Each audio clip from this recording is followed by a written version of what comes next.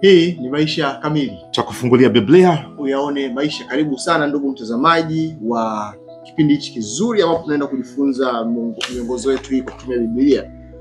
Wiki kumbuka tuko somo la 11. Ngoja nikimbie. Tunaangalia visa vya watu hawa wawili hususan. Ruth na nani? Na Esther. Jana tulianza na Ruth. Hapo tuliangalia Ruth ile moja, fungu la kwanza hadi la 5 na tukaona mwanzo kabisa wala kutoka Bethlehem wakaelekea wapi? Nchi ya Moab. Na nikikumbuka vizuri hizi nchi za Moab sio kama adui wa Israeli. Ndio hao ambao tena ilikuwa ni marufuku kuoana. Lakini watoto wake Elimeleki, Maloni na Kilioni wakaenda kule na wakamuoa Orpa na Ruth. Lakini bahati mbaya wote wakafariki na baba yao akafariki. Tukaishia hapo. Basi karibu sana tunakwenda kupata siku ya leo tunaangalia Ruth na Boaz. Baba yetu shema pa juu mbinguni, tunakushukuru sana kwa namna ambavyo umetupatia dunia hii yenye kila kitu. Dunia ambayo imebeba utukufu wako, tunaona rehema zako na neema zako nyingi. Baba, hata sasa hivi tunaamini hautatuacha katika ukiwa. Utatupatia maarifa, ujuzi mwingi, na sisi kwa uwezo wako tutatumia katika kuweza kuonyesha kwa dunia kwa Mungu wewe umetujalia mali nyingi na baraka zako tele. Ni katika jina la Yesu Kristo tunaomba na kuamini. Amina. Amina. Naomi ni mama mkwe wa Ruth na Boaz. Wa Ruth na Orpa. Yes. Na Orpa. Sawa. Sasa tuko kwenye kisa cha Ruth na Boaz. Na tutaangalia jinsi kisa cha Ruth na Boaz ni mfano wa Kristo na kanisa. Amina. Kimapenzi. Labda nikuulize. Uliwahi kusikia kukutana na kisa cha mtu ambaye alikuwa sio Mkristo au sio Msabato, lakini baadaye akaolewa kwenye familia ya Ukristo wa Sabato, alafu baadaye akawa ni sehemu ya jamii hii aliyoolewa ya imani na akabarikiwa kuliko hata aliyowakuta. Uinjilisti wa ndoa. Sasa Ruth anaambiwa na mama mkwe, tumeshafiwa. Kwanza mimi naomba jina langu libadilishe, maana mimi naitwa Kupendeza. Naomi maana yake kupendeza. Of course sijui alizaliwa wakati wa chakula. Maisha yalikuwa yanapendeza sana. Sasa hivi anasema hata mnibadilishe jina, mniite Uchungu.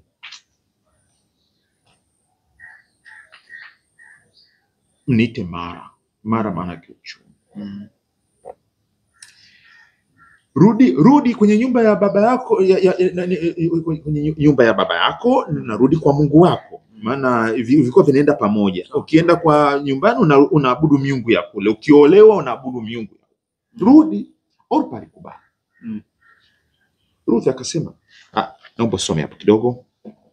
16 Ruth 1:16 anasema, naye Ruth akasema, usinisi nikuache, nirejee nisifuatane nawe, maana wewe endako nitakwenda, nawe ukaapo nitakaa. Watu wako watakuwa watu wangu, na Mungu wako atakuwa Mungu wangu. Rudia, na Mungu wako atakuwa? Na Mungu wako atakuwa Mungu wangu.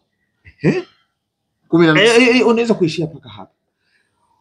Na Mungu wako atakuwa Mungu wangu. Unamkatalia sasa? Huwezi kumkatalia. Sasa wameondoka, wakafika, wakarudi nchi, maana wamesikia neno ya kwamba Mungu amejilia watu wake. Kumbe Mungu aliondoka kwa sababu walimuacha. Sasa kwa rehema zake akawajilia, chakula kikapatikana. Wakasema tunarudi nyumbani. Naomi na Ruth au tuseme Kupendeza pamoja na Ruth, hatujui maana yake, hao wamerudi Bethlehem. Kukawa kuna taharuki. Watu wanafahamika hawa. Jamani, nao Kupendeza mmemuona? Amekuja na mkwewe. Akasema msiniite Kupendeza, niite Uchungu. Bwana nimerudi mwenyewe. Tulienda wengi, angalia nimerudi mwenyewe, angalia nimepoteza mume, nimepoteza watoto. Maisha yako. Sasa sura ya pili, tukianza mstari wa 5, hapa Ruth akikaa na mama mkwe wao, wanajulikana kama ni maskini kwa sababu hawajalima, wamekuta ni wakati wa mavuno. Sheria ya Musa ilikuwa na ruhusu maskini kuzunguka kwenye shamba, unaokoteza mabaki. Ruth huyu ametumwa na mama mkwe, wameenda kukoteza mabaki ya chakula, ilikuwa ni wakati wa kuvuna shayiri. Na sasa akajikuta ameenda kuokota kwenye shamba la Boaz. Hawafahamiani. Boaz ni nani? Tutamjua huko mbele. Sasa Boaz anasema alikuwa ni mtu mkubwa. Boaz ni nani kwa Ruth tutafahamu mbele, lakini kwa utangulizi tu kidogo, Boaz ni mtu mkuu wa heshima. Ni mtu mkuu na ni tajiri, ana mashamba. Na tayari vijana wake wako pale katika kuvuna. Na sasa siku hiyo amekuja na mkuta Ruth. Fungu la 5. Ruth 2. Sasa Boaz fungu la 5. Kisha Boaz akamuuliza mtumishi aliyewasimamia wavunaji, na huyu je, ni msichana wa nani? Yule msimamizi aliyewasimamia wavunaji akajibu akasema, ni yule msichana Moabu aliyerudi pamoja na Naomi kutoka katika nchi ya Moabu. Naye akasema, tafadhali niruhusu kuokota masazo. Ishia paka hapo. Amepewa jibu. Ruth akaenda Boaz akaenda kwa Ruth sasa, binti yule. Fungu la 8. Basi Boaz akamwambia Ruth, mwanangu, sikiliza, wewe usiende kuokota masazo katika shamba lingine, wala usiondoke hapa, lakini ukae papa hapa karibu na wasichana wangu. Mwanangu alishapewa mkanda CV. Ruth ni nani? Ni huyu aliyerudi. Na huyu Boaz anajua mimi na Elimeleki ni wanandugu. Anamuita mwanangu. Mwanangu. Anasema lakini usiende kwingine, wewe ukota hapa. Unaona ni nini pale? Ukarimu. Yesu nani mkarimu? Ni mkarimu. Anatupa chakula. Anajali.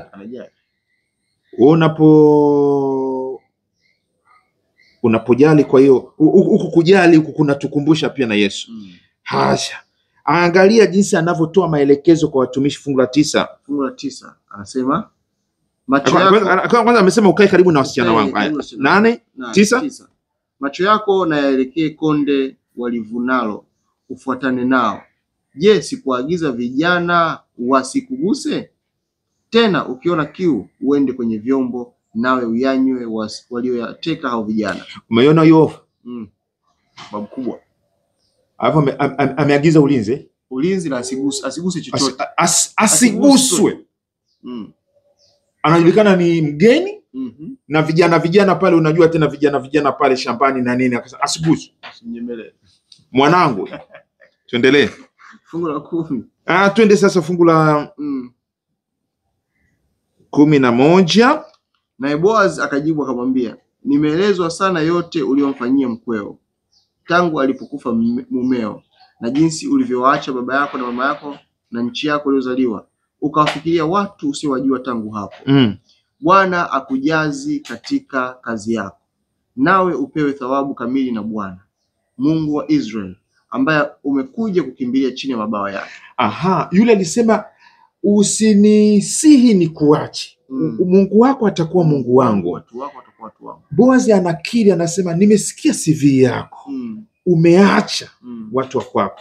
Umekuja kukimbilia kwenye chini ya mbawa. Bwana akujaze. Amina. Ibrahim aliambiwaje? Kwa Mwanzo sura 12 mstari wa 5, atapata taifa kubwa, atamfanya kuwa baraka, na atakayembariki Ibrahim atabarikiwa, atakayemlaani na atalaaniwa. Ruth ameamua kwa kuambatana na Naomi mkwe wake. Ameamua kubariki Mungu wa Ibrahimu na watu wake, au hajaamua? Kaamua kubariki. Boazi anarudia baraka hizi ambazo Mungu aliziahidi kwa Ibrahimu, au la? Anarudia hivyo hivyo. Maongeza ndio uchumba sijui au ndio umeanza au sijui nini. Hebu tuendelee tu, lakini watu Mungu tuendelee tu hapa. Bwana akujaze, amebariki hapa. kuanzia fungu la 12. Alafu yule binti angalia jinsi anavyoitikia 13. Uitikio wa kanisa inavyotakiwa kwenye rehema Bwana. Ndipo aliposema, Bwana wangu, na nipate kibali machoni pako, kwa sababu wewe umeniburudisha moyo na kumwambia mema mjakazi wako, ingawa mimi si kama mmojawapo za wajakazi wako. Mimi ni mgeni. Yaani anajua kama sikustahili.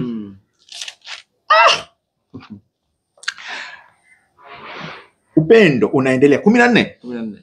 Tena wakati wa chakula, huyo Boazi akamwambia, karibu kwetu, ule katika mkate wetu, na ulichovye tonge lako katika siki yetu. Basi akaketi pamoja na wavunaji, na wakampitishia bisi, na yakala akashiba hata kasaza. Mabinti wa siku hizi ukimpeleka restaurant ukamnunulia chakula, anakula kwa aibu. Kweli kweli? Kweli kabisa. Huyu imeandikwa alikula mpaka akashiba au hapana? Alikula mpaka akashiba na mpaka akasaza. Amesema nimebarikiwa. Alafu wewe kula pamoja na hawa wavunaji, wewe maskini mwokotaji. Hii ni rehema sio rehema? Rehema. Alafu umekaribisha chakula unasinzia hapo meza. Akala akapaka akasaza. Haya, sisi ndio mahaba yenyewe. Angalia jinsi anavyoongeza neema juu ya neema. 15. Na alipoinuka tena ili aende kuokota masazo, huyo Boazi aliwaagiza vijana wake akisema, mwacheni aokote hata kati ya miganda, wala msimkemeni. Tena mtoleeni kidogo katika matita na kukiacha na akiokote, wala msimkataze.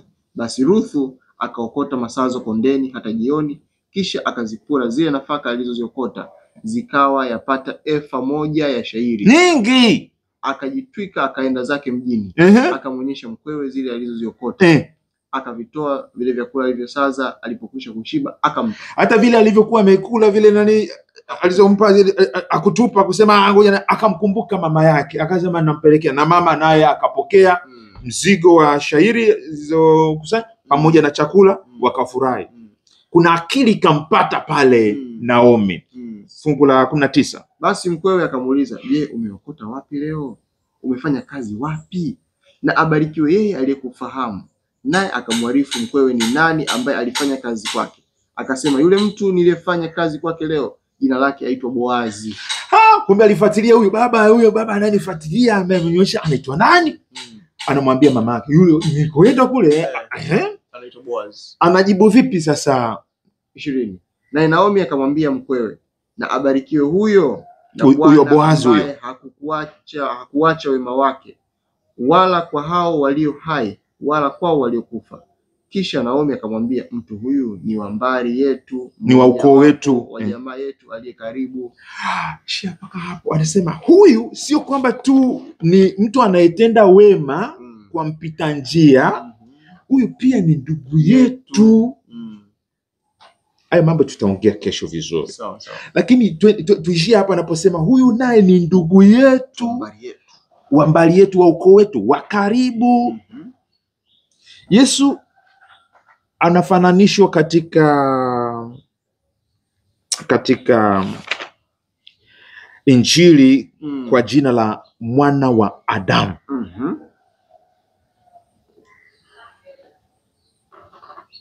Mwana wa Adamu. Hiyo ni katika Mathayo 12 mstari wa 8, Marko 8 mstari wa 31, Luka 22 mstari wa 22, Yohana sura 3 mstari wa 14. Yaani injili zote 4. Mwana wa Adamu. Kuna undugu hapa? Kwa nini asijitambulishe tu mwana wa Mungu? Of course alikuwa ni mwana wa Mungu, lakini yeye alikuwa anapenda kujitambulisha mwana wa Adamu. Inakuambia nini? Maana ya kwanza tuliyowahi kuangalia huko ni kwamba huyu ni mwanadamu mahali pa Adamu. Aliyefeli, si ndio hivyo? Lakini kulingana na somo hili la Ruthi, kuna maana nyingine nzuri tena. Mwana wa Adamu inamaanisha nini? Huyu ni ndugu yetu. Sawa. Damu yetu. Boazi ni damu yetu. Kristo ni damu yetu. Anatenda wema pia kwa sababu ni ndugu zake. Unajua nini? Mtu anaweza umedondosha kalamu pale uko Kariakoo na unini. Bwana umedondosha pochi. Bwana umedondosha pochi. Mtu akakusaidia mpita njia. Sawa. Lakini umeenda ni wema nao pia. Umedondoka, ndugu yetu mmoja alidondoka asubuhi ya leo. Haya, ameokotwa, alafu akaja kugundua kwamba aliyemuokota ni ndugu yake, akampeleka mpaka Muhimbili hospitali, akamlipia nini. Anasema, unasemaje? Huyu ni ndugu yangu kweli kweli. Amenitambua, amenifanyia kwa kuwa ni damu yake. Sasa zamani hizo watu walikuwa na uana ndugu. Walikuwa haendi mbali sana. Lakini tutakuja kuangalia huyo Boaz ambaye amemtendea wema huu. Baadaye anaonekana kwamba huyu ndiye atakayekuja kumpa raha Ruth. Sio tu ya maganda yale nani hivi. Raha. Na ni kwa sababu ni wa karibu. Kuna sheria ya Musa inahusiana na hiyo kitu. Kesho tutajaribu kuangalia. Rafiki yangu, tuna ndugu wa karibu. Sio Boaz tena. Ila kutoka Boaz, kisoma kitabu cha Ruth mpaka mwisho, alikuja kuzaliwa Yese, alikuja kuzaliwa Daudi, na Yesu ni mwana wa Daudi. Umeona hiyo connection pale? Na sasa huyu Yesu aliyekuja kumwaga damu akatuoa, ile ilikuwa ni mahali. Ametuoa kwa sababu sisi ni ndugu zake. Sawa sawa. Tena kabla ya kuweka msingi wa dunia alituhesabu sisi ni ndugu zake. Huu ni upendo wa kidugu. Ni wa ukaribu. Ukaribu kabisa. Unampenda Bwana Yesu? Nampenda. Sisi tunampenda, na mimi na rafiki yangu nampenda. Nampenda pia. Baba yetu wa mbinguni, tunakushukuru kwa kuwa katika picha ya Ruth na Boaz unatuonyesha picha ya Kristo. Au wewe katika Kristo na sisi. Amina. Kwa muunganiko huu tupatie kutulia kwako, kufurahia neema zako, kushiriki ukarimu huu uliotupatia, lakini pia pamoja na wengine ambao hawajui undugu tulionao ndani ya Kristo Yesu. Zaidi ya damu hii inayoganda ya kidunia, hii ni damu iliyo hai, damu ya Yesu Kristo. Basi turudishe tena kesho, lakini tunajiachia mikononi mwako, tuishi katika rehema na ukarimu wako sasa na hata milele, kwa jina la Yesu, amen. Amina. Asante sana ndugu mtazamaji na mfuatiliaji kipindi chetu hiki kizuri. Leo tumeona somo la nani? Tumeona Ruth na Boaz. Kesho siku ya Jumanne tunaenda kuangalia Boaz kama mkombozi. Tumesema tunaendelea na kisa hichi. Amina. Mimi ni Arnold Lubinza. Enos Mwakalindile. Karibu sana. Kama una swali, kama una comment, weka hapo. Tutakuwa waaminifu kujibu na tutafurahia pia. Kama umependa video hii, pia weka like hapo. Mungu akubariki sana. Karibu siku kwetu. Hii ni Maisha Kamili.